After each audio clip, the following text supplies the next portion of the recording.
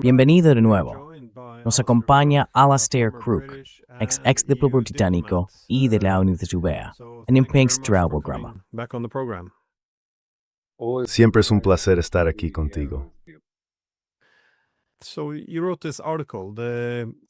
Así que escribiste este artículo, Los precursores de la guerra están en marcha, en el que hablas sobre la posibilidad de otra guerra más contra Irán. Por cierto, está publicado en tu Substack de Conflicts Forum. Dejaremos un enlace en la descripción y espero que la gente se suscriba, porque es uno de muchos artículos excelentes. Pero hemos visto a otros intentar predecir qué podría hacer Estados Unidos a continuación. Algunos esperan que después de Venezuela vayan a por Colombia. Algunos dicen que Cuba es más probable. Incluso podrían atacar México o intentar recuperar el Canal de Panamá.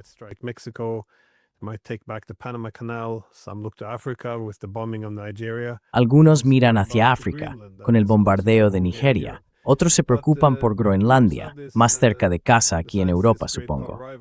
Pero también tenemos esto. Además de la gran rivalidad entre potencias con los chinos o los rusos, muchos esperarían, como escribes, que Irán pudiera estar en lo más alto de la lista de las guerras más probables de ver este año, dado que Netanyahu estuvo recientemente en Florida y, por supuesto, intenta abogar por otra guerra con Irán.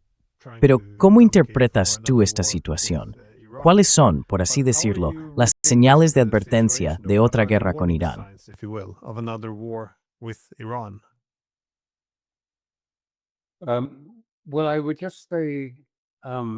Bueno, yo diría ante todo, y lo has descrito muy bien, que ahora mismo hay una sensación en Estados Unidos, después de aquella rueda de prensa tan extraña que dio Trump, de que existen amenazas bastante claras, especialmente contra Cuba, con la que el secretario de Estado mantiene una especie de vieja vendetta. Es cubano y procede de Miami, en Florida, donde hay muchos cubanos. Y por supuesto Colombia también parece estar en la lista, al igual que México. ¿Qué vamos a ver? Lo que va a ocurrir en Venezuela tampoco está muy claro. Hablaba con unos amigos en Venezuela hace 1 o 2 horas, y parece por el momento, lo que intentaba explicar, que está siguiendo casi exactamente el mismo patrón de lo que ocurrió en Siria.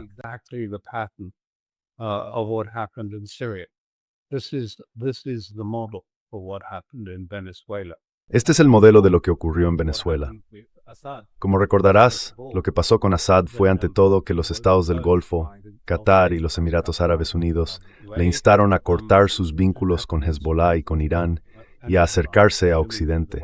Y lo estaba haciendo, pero de forma gradual.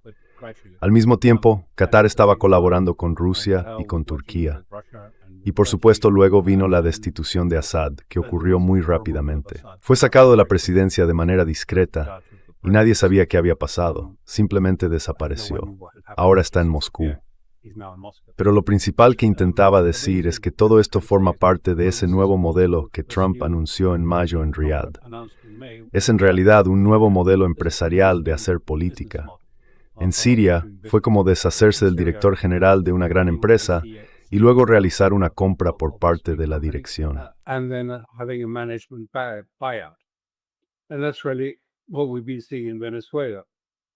Y eso es precisamente lo que hemos estado viendo en Venezuela. En primer lugar, Maduro ha sido detenido y destituido, y luego se le ha visto paseando por Nueva York poco después. Después, la vicepresidenta Delcy Rodríguez ha dimitido y se ha convertido en presidenta interina. Y durante este periodo ha estado en contacto también con Qatar. Ha estado hablando, y su hermano también mantiene desde hace tiempo relaciones con Qatar y con la familia real de allí, y al parecer tiene intereses empresariales en ese país.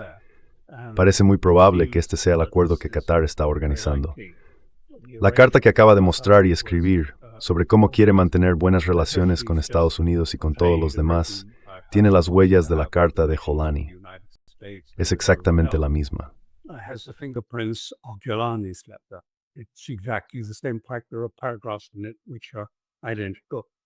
De hecho, hay párrafos en él que son idénticos, probablemente del mismo equipo de producción en Doha que el primero.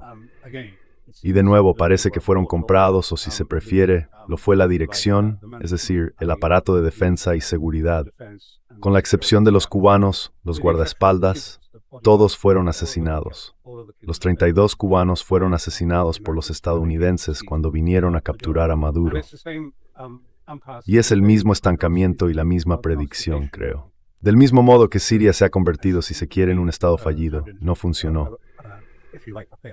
Giuliani no estaba al mando, todavía hay matanzas étnicas con regularidad. Es un lugar extremadamente peligroso, con otros interviniendo. Israel por un lado, los turcos por el otro.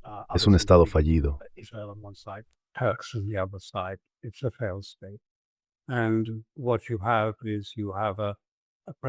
Y lo que tenemos es una presidenta en Venezuela que tiene las conexiones adecuadas.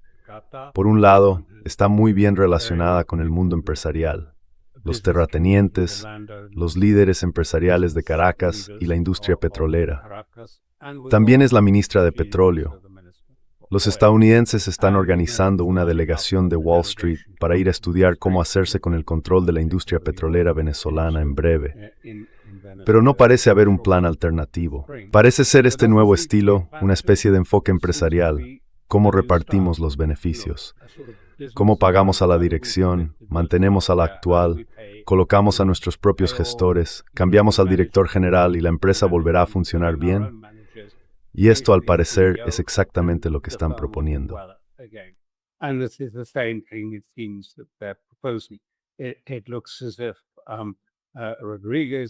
Parece que Rodríguez no tiene un plan real. Los estadounidenses simplemente iban a entregárselo, partiendo de la suposición de que sus contactos empresariales y sus buenas relaciones con las fuerzas de seguridad serían suficientes y que no sería necesario gestionarlo desde Washington.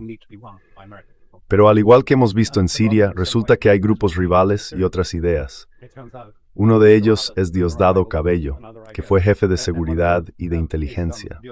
Era, por así decirlo, tomando un ejemplo ucraniano, el Budanov, el sicario, el jefe de los servicios de inteligencia y seguridad, y ha regresado.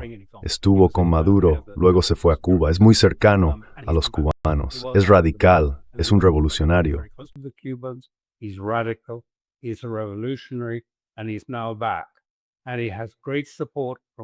Y ahora ha vuelto, con un fuerte apoyo de sus antiguos colegas de seguridad e inteligencia allí. Por el momento no dice mucho. Le escuché esta mañana y decía, bueno, ya sabes, lucharemos contra el enemigo y su invasión. Ya veremos. Y luego están las otras milicias al otro lado de la frontera. Estuve en Colombia durante 3 años. Así que conozco a las FARC y al ELN, ya sabes. Están todos escondidos en la selva por ahí, un lugar difícil de controlar. Así que tendremos que ver. Pero esto podría extenderse. Quiero decir, esto podría extenderse, como bien dices, por toda América Latina, hacia México y Colombia. Trump ya está amenazando al presidente y a otros, así como a Cuba, que casi con toda seguridad está ahora mismo en el punto de mira.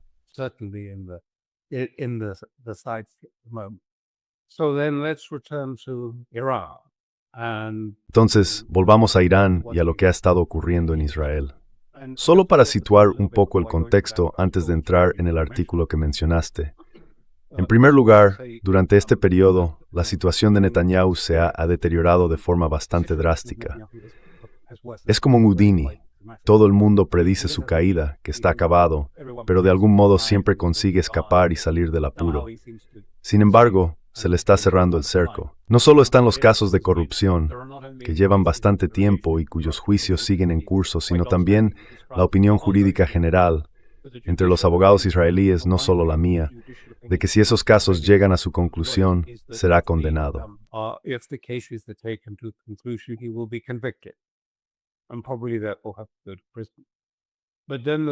Y probablemente eso signifique que tenga que ir a prisión. Pero luego surge todo un nuevo conjunto de ataques, o problemas si se prefiere, procedentes de lo que se llama Kahage. Este es el escándalo que en términos israelíes se ha descubierto, y ya no se discute realmente, que al menos 3 miembros del círculo íntimo de Netanyahu, en la oficina del primer ministro, estaban siendo pagados por Doha, por Qatar. Y por supuesto, no está claro. Las preguntas son, evidentemente, no pagaron por nada. Todos sabemos que cuando la señora Netanyahu, Sara, viaja a Estados Unidos, se aloja gratis en el Hotel Four Seasons de Miami, propiedad de Qatar. Pero la cuestión es, ¿cuál fue el retorno de ese dinero?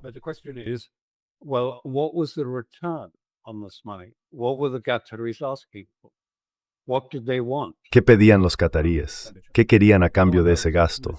Nadie lo sabe. Y la segunda pregunta es, ¿en realidad lo sabía Netanyahu? ¿Cómo podría no saberlo? Y si lo sabía, ¿por qué no hizo nada? Si no lo sabía, ¿por qué no? Y no debería dimitir. Ahora bien, esto ha sido tomado muy en serio por personas de peso. Me refiero a Bogi Ya'alon, que fue ministro de Defensa, e incluso a Naftali Bennett, que probablemente sea el próximo primer ministro de Israel. Están usando palabras que no se oyen a menudo, hablan de traición, y por eso ha habido presión. También añaden, por supuesto, que debe investigarse y tratarse de forma legal.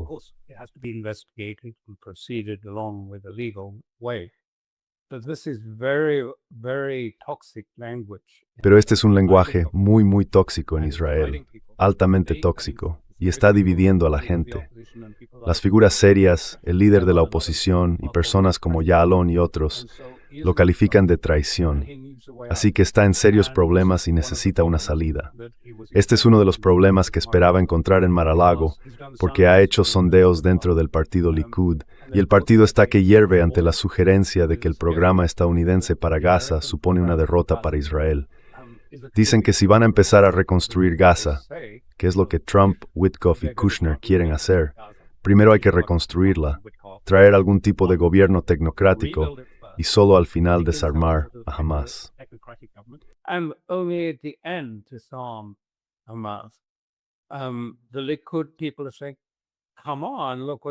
La gente del Likud dice, vamos, mira lo que va a pasar. Van a llegar suministros a Gaza, las FDI tendrán que retirarse cuando empiece la reconstrucción y vendrán extranjeros para hacerlo. Va a ser, ya sabes, que las FDI quedarán limitadas. Y al final de todo eso, ni siquiera sabemos si Hamas seguirá armado. Es una restauración de Hamas, no una derrota de Hamas. Solo estoy expresando lo que dice el Likud y la opinión de Netanyahu sobre esto. Así que, en realidad, necesita una especie de gran globo que dé estas crisis crecientes. ¿Y cuál es ese gran globo? Irán, la guerra con Irán. Porque ya sabes, para empezar, es popular.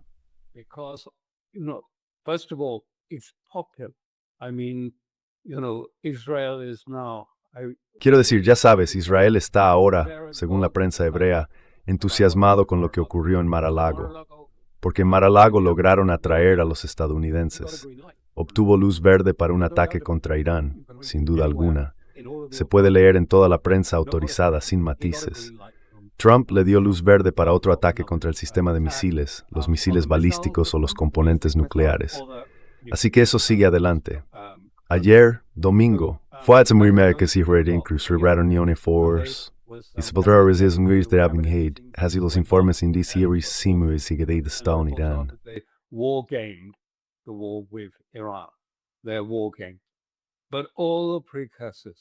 Lo planificaron como un juego de guerra, pero todos los indicios previos están muy claramente presentes. Al mismo tiempo que ocurría lo de Mar-a-Lago, ¿qué vimos? De repente comenzaron manifestaciones en Irak.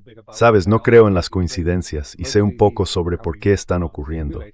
En su mayoría están siendo fomentadas desde fuera. Se dan sobre todo en las ciudades pequeñas, no en las grandes, y muchos de los participantes están armados. Hay pruebas muy claras de que personas armadas llegaron e intentaron obligar a los comerciantes a cerrar sus tiendas. Un comerciante egipcio intentó rescatarlos y hubo un tiroteo. Él murió y los demás también. Es ese tipo de cosas. No tiene nada que ver con el tipo de protestas que hemos tenido en años anteriores, quizá.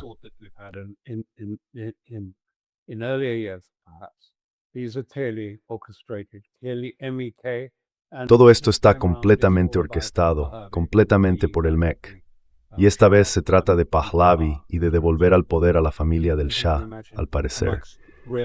Aunque como puedes imaginar, entre los iraníes de verdad casi no hay apoyo para que el hijo del Shah vuelva al cargo. Esto es en realidad una especie de fantasía estadounidense. En fin, eso está ocurriendo. Luego está el ataque a la moneda. Paralelamente, hay un ataque al rial. El rial está cayendo. Por eso, algunas personas están manifestándose, porque ha habido una gran caída en el valor del rial. Pero está claro que, como siempre, igual que con Rusia, cuando hubo presión y se atacó al rublo, Todo fue orquestado desde Londres y Washington. Y este claramente está orquestado desde Dubái, porque es allí donde están todos los comerciantes.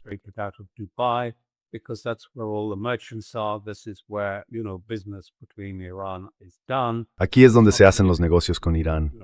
Y no es demasiado difícil gestionar un colapso de la moneda. Luego aparecen todos los artículos de prensa diciendo, sí, Irán está colaborando con Al-Qaeda y vamos a tener células durmientes que se van a activar, y así sucesivamente. Ni siquiera se molestan en explicar el hecho de que Al-Qaeda e Irán han sido, en la práctica, enemigos mortales todo este tiempo. La idea de que Irán esté operando con ISIS o Al-Qaeda es un completo disparate. Pero hay una última pieza, si se quiere, el indicio de que se avecina una guerra. Y es que hoy, en la prensa israelí, dicen, ya está hecho, es demasiado tarde, ya llegáis tarde.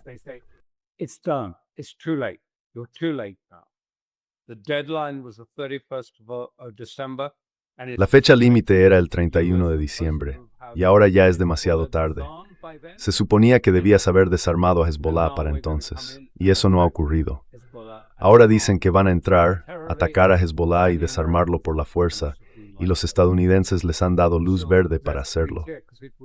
Eso está bastante claro, porque siempre fue así. Recuerdo de hace años que la CIA me dijo que si hubiera un ataque de Estados Unidos contra Irán, primero tendrían que neutralizar a Hezbollah y a los palestinos en Cisjordania y Gaza, para que Israel no tuviera que librar una guerra en 3 frentes, sino que pudiera concentrarse por completo en Irán. Así que todos estos preparativos ya están en marcha.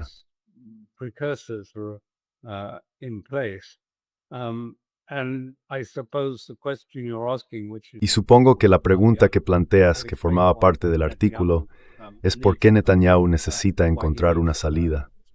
Y bueno, la guerra con Irán es popular. En Israel, quiero decir, la mayoría de la gente la apoyará. También es popular en Estados Unidos y en partes de Europa. El Congreso casi con toda seguridad la respaldará, y muchos gobiernos europeos también lo harán. Así que este es, digamos, su vía de escape. Cuando todo se cierra y todo queda paralizado, porque en realidad, aunque ha tenido guerras en varios frentes contra el movimiento de resistencia, en última instancia, esas guerras no han llegado a su fin. Están incompletas.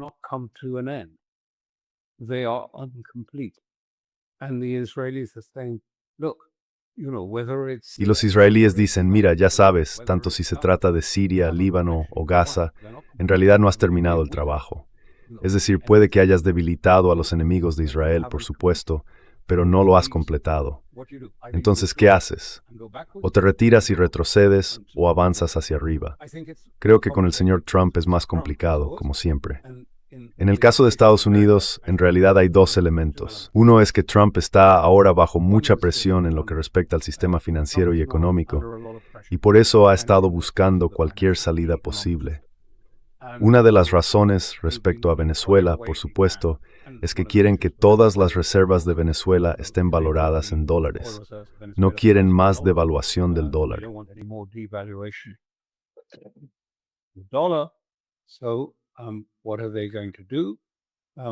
Entonces, ¿qué van a hacer? ¿De qué está preocupado Trump? También le preocupa lo que está ocurriendo en MAGA, Make America Great Again. El espacio popular republicano joven, y cada vez más también el demócrata, está descontento con la estrecha asociación de Estados Unidos con Israel, con la política israelí y con lo que ha sucedido en Gaza. De una manera muy seria, las imágenes que llegan desde Gaza han movilizado realmente a los jóvenes. Es cierto aquí, y en Italia me lo dicen los italianos, que es Gaza lo que está cambiando de verdad el panorama político. Y son los jóvenes, la generación Z, o Z si se quiere llamar así. Son ellos quienes están impulsando este cambio. Los jóvenes, hasta los 35, 40 años, son los que están descontentos con la política. Y así se produce la división.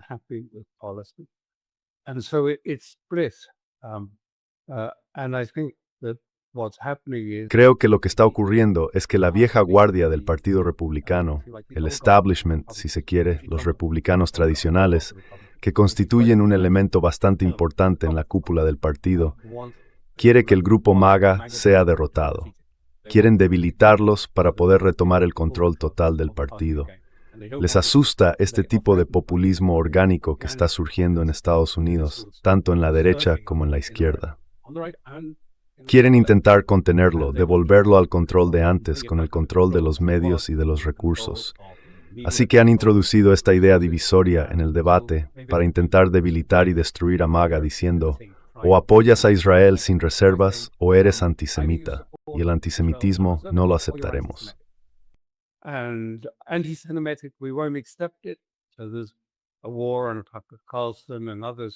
Hay una guerra contra Tucker Carlson y otros a quienes se acusa de haber hecho declaraciones antisemitas, aunque él y otros lo niegan rotundamente. Están intentando usar esto para dividir al grupo populista joven de MAGA, especialmente de cara a las elecciones de mitad de mandato, cuando el viejo aparato del partido, los veteranos del partido y los grandes donantes, los que han apoyado al partido durante mucho tiempo, están colaborando. Quieren que surjan nuevos candidatos para las elecciones de mitad de mandato y les gustaría que el movimiento America First desapareciera y que Trump quedara debilitado. Proceden del grupo de Sea Island que estaba en contra de Trump, la agrupación unipartidista conjunta, el Carter Group, que se opuso a él en 2016. Y ahora quieren resucitar eso. Quieren hacerlo. Así que lo que está ocurriendo, creo, es que Trump ha hecho dos cosas.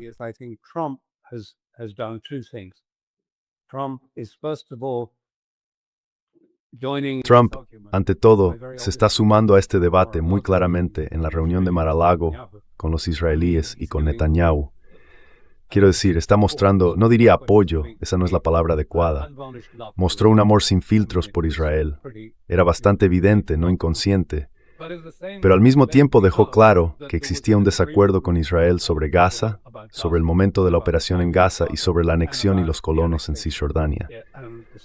Así que, en realidad, estaba diciendo, reflejando lo que Vance ha intentado hacer, que se puede cuadrar el círculo afirmando que está bien criticar a Israel cuando corresponde, y que eso no es antisemitismo. El antisemitismo es otra cosa. Ahora bien, Netanyahu y los grandes donantes en Estados Unidos no aceptan esta distinción.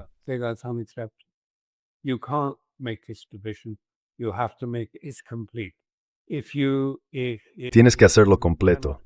Si quieres evitar que te llamen antisemita, tienes que apoyar completamente a Israel. No puedes criticarlo y al mismo tiempo decir que no eres antisemita. Así que están intentando presionarnos mucho. Creo que Trump intentaba encontrar algún tipo de solución que diera espacio a la gente de MAGA para ser de algún modo reincorporada al sistema político, trayéndolos de vuelta, si se quiere, buscando un compromiso. Sí, está bien criticar lo que ha ocurrido en Gaza, eso no es ser antisemita. Pero aún así hay que apoyar a Israel sin reservas. El Estado de Israel tiene que ser apoyado. Y quiero decir, hay mucho movimiento sobre lo que pasará después. Ya sabes cuál es el futuro de MAGA. ¿Quién lo va a liderar?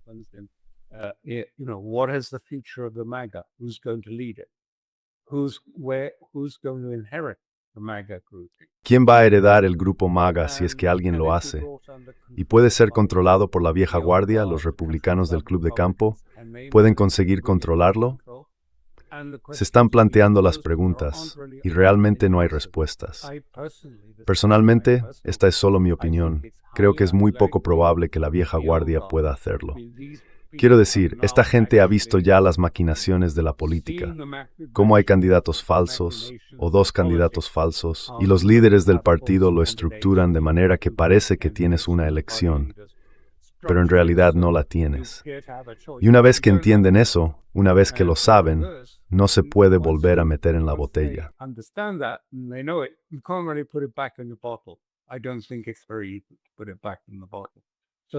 No creo que sea muy fácil volver a meterlo en la botella. Así que esa es una historia bastante larga sobre por qué posiblemente vayamos a la guerra con Irán. Y de hecho ni siquiera he mencionado a Irán, ni si representan una amenaza. Solo pensé que, por el bien de la exhaustividad, debía decir lo que Netanyahu le dijo a Trump para que él dijera eso. Dijo, mira, evitó hacer lo que siempre había hecho en el pasado. No dijo, mira, Irán está a solo unas semanas de tener una bomba. 6, 8 semanas. Llevaba diciendo eso durante 25 años, un mes, 2 meses, 6 semanas. Lo abandonó por completo. dijo, no, la amenaza es muy diferente. Lo que ha ocurrido es que los iraníes no solo están reconstruyendo sus sistemas de defensa, sus defensas antimisiles, sus defensas aéreas.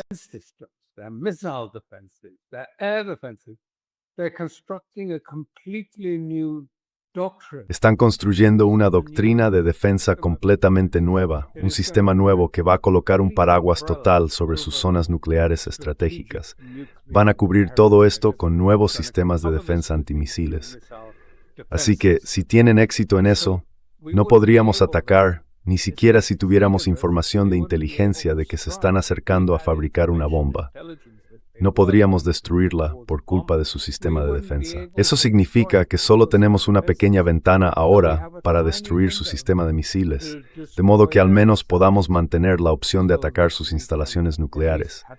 Es un cambio completo de táctica. Es decir, no se trata del tema nuclear, se trata de los misiles, tenemos que destruirlos. Y al parecer Trump dijo, de acuerdo, sí, estoy de acuerdo. Bien, luz verde. Green light.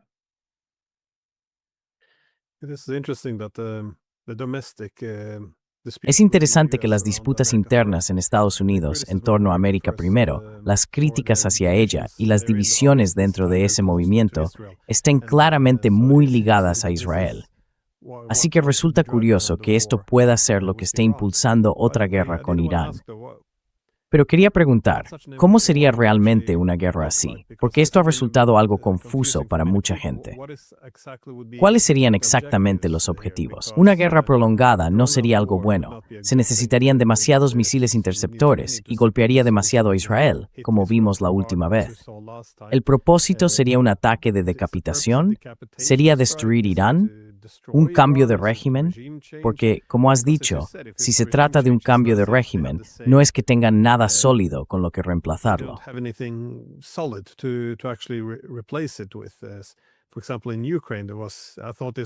Por ejemplo, en Ucrania, pensé que esto se hizo bien. Se hicieron con el control de los servicios de inteligencia bastante rápido. Ayudaron a decidir quién estaría en el gobierno y quién quedaría fuera. Vimos el control del ejército, la desvinculación económica de Rusia, la depuración cultural, el control de los medios de comunicación y de la sociedad civil. Y con la guerra contra Rusia, Estados Unidos pudo presentarse como el defensor. Así que, sin importar lo que haya hecho Estados Unidos, al menos está ayudando contra Rusia, que es la amenaza inmediata. En conjunto, fue una jugada muy bien ejecutada. Pero con Irán no está claro cuál es exactamente el propósito de la guerra. ¿Derrotarían a todo el ejército? ¿Derribarían al gobierno? ¿Y qué vendría exactamente en su lugar? ¿O se trata solo de debilitar, desmantelar? No me queda nada claro cómo podríamos derrotar a un país como Irán.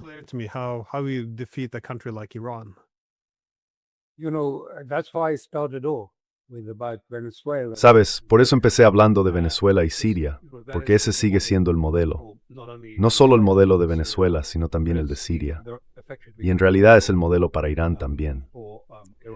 Así que creo que lo que mencionaste, la característica principal de todas estas recientes incursiones militares estadounidenses, ha sido la decapitación. Lo vimos muy claramente en Yemen. Dijeron, como señaló Hightstaff en su momento, nuestro objetivo es decapitar a los hutíes en Yemen. Y eso se puede hacer de dos maneras. En Yemen intentan hacerlo comprando a la gente, prometiendo dinero. Lo hicieron también en Siria, prometieron dinero.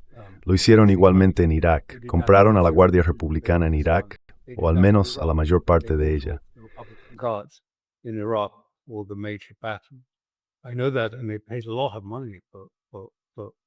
Lo sé, y pagaron mucho dinero para conseguir que se negaran a luchar contra los estadounidenses. Así que creo que nadie sabe exactamente cómo será, pero creo que los israelíes van a buscar una gran intervención estadounidense para destruir el sistema de misiles. ¿Qué hará falta? Imagino que esto no se parecerá, ya sabes, a la guerra de los 12 días, cuando los aviones israelíes no penetraron en el espacio aéreo iraní. Lograron dañar algunas de las defensas aéreas locales. Las personas que estaban allí fueron reclutadas, enviadas a Irán, y se encargaron de eliminar los sistemas de defensa aérea más pequeños, utilizando principalmente armas intermedias. And then the Americans tried Y luego los estadounidenses intentaron bloquear los sistemas de radar más estratégicos y destruirlos. Todo se hizo con misiles de crucero de largo alcance, misiles de crucero pequeños y de corto alcance, lanzados desde Irak o desde Azerbaiyán. La pregunta es si Estados Unidos se siente ahora lo bastante seguro como para realizar misiones en el espacio aéreo iraní y atacar. Creo que eso es incierto, y en este momento están intentando averiguar si pueden hacerlo. Quiero decir, algunas personas, ya sabes, simplemente nos malinterpretan. Dicen, bueno, mira, lo que pasó en Venezuela, las defensas aéreas no funcionaron, y por lo tanto es seguro que Estados Unidos suponga que las defensas aéreas iraníes tampoco van a funcionar.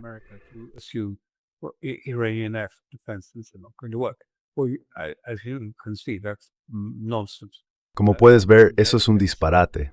Quiero decir, sus sistemas ni siquiera llegaron a encenderse. Y también hubo un ciberataque en Venezuela que probablemente les afectó, igual que ocurrió en Irán. Así que creo que veríamos ciberataques masivos. Estoy seguro de que volverán a eso. Quiero decir, en el ataque del 12 de junio estaba muy claro cuál era el objetivo, que según lo acordado con la administración Trump era provocar el colapso de Irán. Era, ya sabes, una expresión muy usada. Era un castillo de naipes. Un solo empujón y el castillo de naipes se derrumbaría. Quiero decir, como ya habrás oído, Rusia es un castillo de naipes. Venezuela es un castillo de naipes. Quiero decir, la gente en Venezuela me lo dijo. No dejaban de repetir que estaban convencidos de ello sobre el terreno.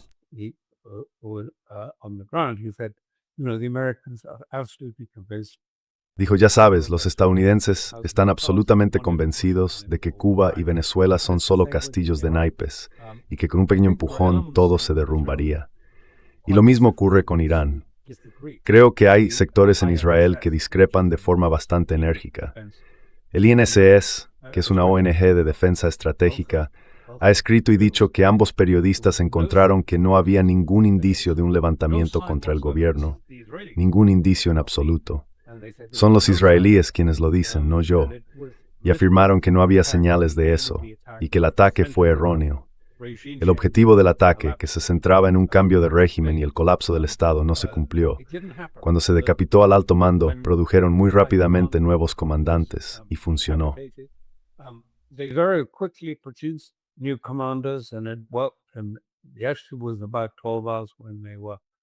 Y el problema duró unas 12 horas cuando estaban desorientados o confundidos, pero todo volvió a su posición. Así que, este es el INS. Pero creo que ya sabes, el punto que estaba planteando sobre Trump y también sobre Netanyahu es que ir a la guerra con Irán es una forma de disputar el futuro de Israel, del mismo modo que Trump está disputando el futuro de Estados Unidos en relación con MAGA y lo que viene después de MAGA o cuando él se vaya. Y así, Netanyahu lo colocó ahí. La derecha está en el poder, y todos los pilares de Israel que solían sostenerlo, el Poder Judicial, el Tribunal Supremo, el Ejército, la Policía, han sido debilitados o tomados por la derecha en un sentido amplio, los nacional religiosos, los colonos, la pequeña iglesia. Y ellos son quienes lo dirigen, y tienen armas, y tienen una fuerza militar.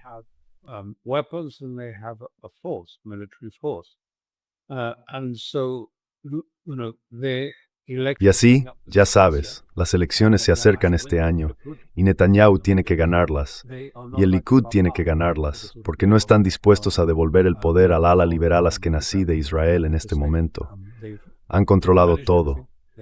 Esperan contener los casos contra Netanyahu, confían en poder desestimar las acusaciones de corrupción y en que podrán ganar las elecciones. Y entonces quedará consolidado. Israel será un estado religioso de derechas regido por la halajá y los palestinos serán expulsados de los territorios. Así que quiero decir, esto es lo que está en juego. Una de las cosas que intento decir a la gente es que sí, está bien decir, veámoslo de una manera racional, estratégica, geopolíticamente.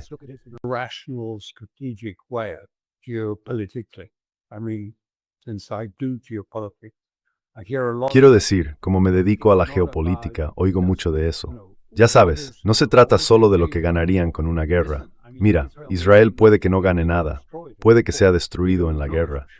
No lo sabemos con certeza, pero las razones son diferentes. Las razones tienen que ver con el impulso, la necesidad. El impulso y la emoción por esta guerra son esencialmente escatológicos. Es la promesa de Dios de que ganarán sus guerras juntos, de que Él derrotará a sus enemigos y de que ocurra lo que ocurra, sea cual sea la situación estratégica, saldrán adelante. Porque este es el orden del mundo, así es como va a desarrollarse. Y descubrimos que si un racionalista secular resulta un poco difícil de comprender.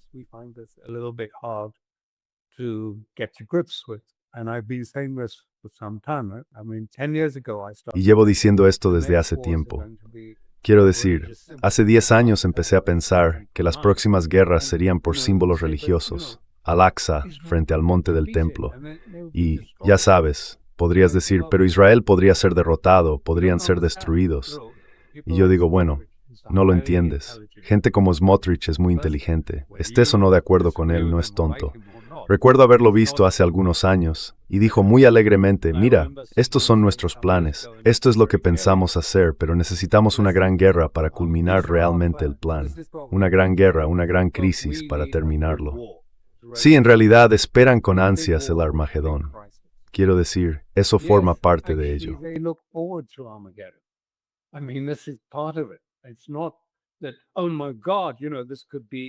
No es que digan, oh Dios mío, esto podría acabar en el Armagedón. No, están bastante contentos con eso, porque es lo esperado. Nos estamos adentrando en una era mesiánica, y parte de la llegada de la era mesiánica y del Mesías es la necesidad de una lucha apocalíptica que conducirá a ella. Así que hay que interpretarlo con ojos muy distintos, creo yo, no con los del racionalismo secular. Hemos intentado comprender esto durante demasiado tiempo a través de ese prisma. Quiero decir, sigue siendo válido, pero hay que observarlo y entender los elementos escatológicos y mesiánicos. Incluso en 1920, un famoso historiador judío, Cholon, escribió un libro sobre el mesianismo.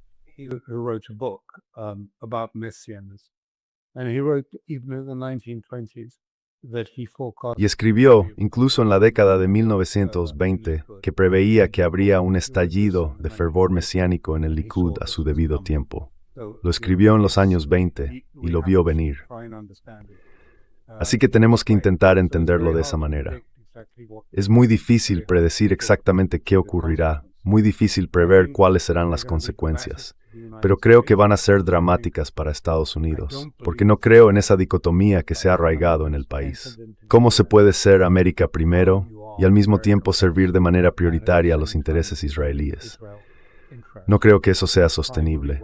Pienso que este será un gran debate de futuro en Estados Unidos sobre la relación, especialmente teniendo en cuenta lo que ha ocurrido y lo que puede suceder en otros lugares.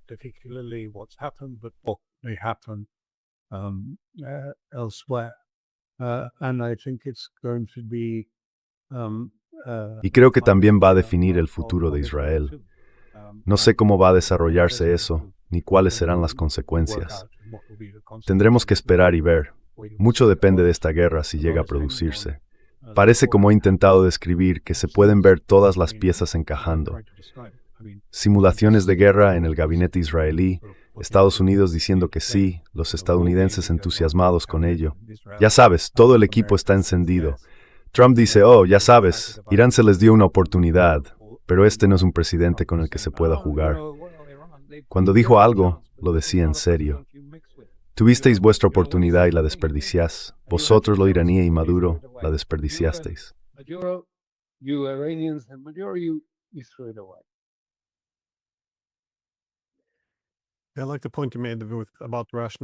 Me gusta el punto que has planteado sobre la racionalidad, porque a menudo, al menos para los realistas políticos, es un fallo en el análisis, creo. Cuando se produce este tipo de luchas internas en torno a América primero, como ocurre en Estados Unidos, esa clase de expresividad puede arrastrar al país a un conflicto con Irán, de forma muy parecida a cómo las disputas entre demócratas y republicanos en 2016 llevaron las políticas hacia Rusia a sus batallas internas. Y por supuesto, cuando se añade la ideología, el mesianismo de Israel, todo alcanza un nivel completamente nuevo. Muchas gracias por tomarte el tiempo.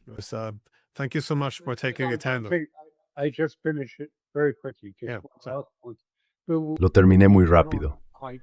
Sabes, no podemos absolver del todo a Occidente de tener también este elemento, quiero decir, un elemento escatológico, y decir que nosotros somos racionales y ellos no. Porque en realidad lo que hemos visto durante este periodo ha sido la deificación del maniqueísmo.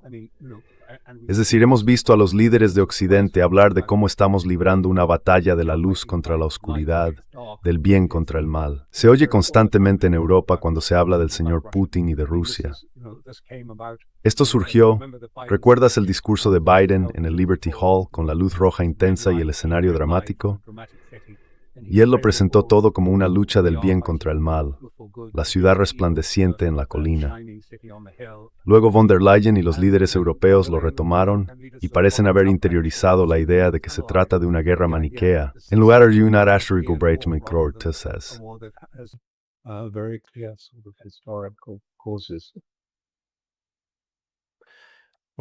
Bueno, gracias de nuevo por ser tan generoso con tu tiempo y por todas tus ideas sobre Israel, Estados Unidos e Irán, por supuesto.